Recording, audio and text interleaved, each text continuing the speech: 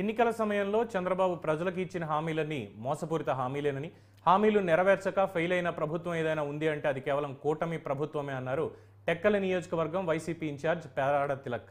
100 రోజుల పాలనలో సాధించింది కేవలం దాడులు, కక్షపూరిత రాజకీయాలు, రెడ్ బుక్ రాజ్యాంగం మాత్రమే అమలు చేశారని ఆరోపించారు.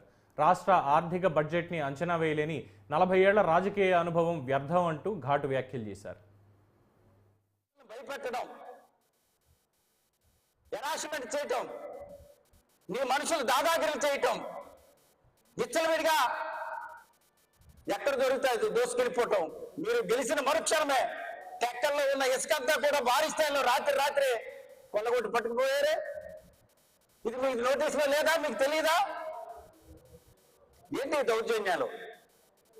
ఈవేళ మీరు మంత్రిగా ఉండి సుమారు 300 నుంచి 400 మంది కాంట్రాక్ట్ ఉద్యోగుల్ని తీసేశారే.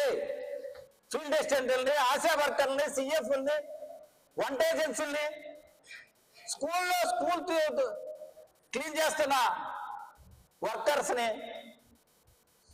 లాస్ట్కి గ్రామాన్ని పారిశుద్ధ్యం కోసం ఉపయోగించిన పారిశుద్ధ్య కార్మికులను తీసేసావే.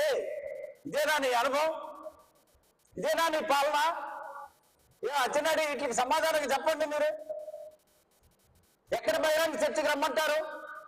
ఇవి అవాస్తవాలని మీరు నేను చెప్పే ఇవేనా అవాస్తవాలు అయితే మీరు చర్చకు రండి, మాట్లాడదాం, బహిరంగంగా మాట్లాడదాం. దీనికోసం 100 రోజుల్లో మీ అనుభవం 6 సార్లు శాసనసభ్యుని అయ్యాను, 2 సార్లు మంత్రిగా చేస్తున్నారు, 2వ సారి మంత్రిగా చేస్తున్నారు. ఇదేనా మీరు చేసే పాలన?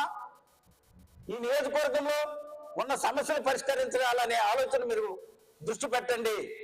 కక్ష సాధింపు చర్యలకు ప్రాధాన్యత ఇవ్వకండి. ఇది మంచి ఉద్దేశం కాదు ఇది అని చెప్పి ఈ సందర్భంగా చెప్తూ, జగనన్న ఈ రాష్ట్రంలో భారతదేశంలోనే తిరుమల లడ్డూ ప్రసాదం